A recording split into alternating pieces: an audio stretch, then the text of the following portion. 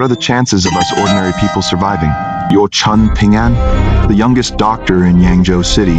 At the moment, you are kneeling in the backyard, using a salt-soaked cloth to bandage the sword wound on her leg. The shouts and killing sounds on the city wall have lasted for 3 days. You count the sand in the hourglass. You heard a dull impact sound from the south gate.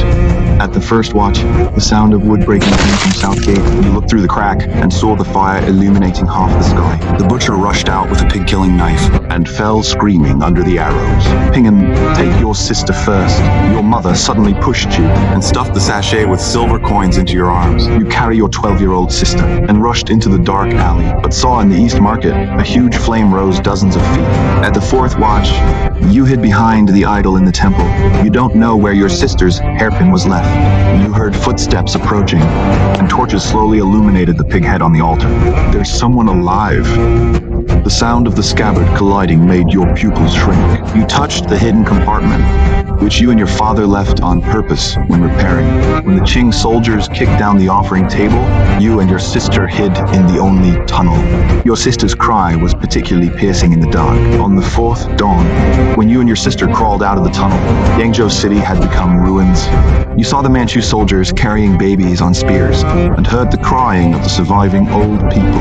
Your sister's hand was tightly clutching your hem.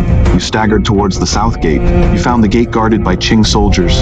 The flag on the city wall was lying in blood. There were countless corpses with their ears cut off.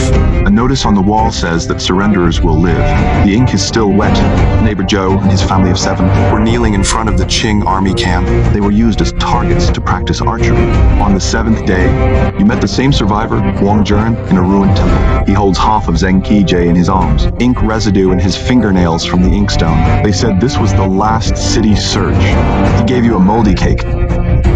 You realized that his right hand had been cut off. On the 8th noon, the Qing army suddenly sounded retreat, leaving corpses everywhere unburied. As night fell, the surviving people crawled out of their hiding places. You saw the old man Li kneeling beside his wife and children, eating grass roots. On the 9th day, the screams tore through the morning fog, and familiar hooves came from afar. The Qing army came back. You hid in the mezzanine of the rice shop with your sister. Through the gap, you saw countless people lying in blood. The hoofprints of the Qing army were in the blood and splashing water. And at dusk, there was a sudden sound of hooves at the east gate. You saw the lieutenant of the Qing army gallop, with blood beads still hanging on its back.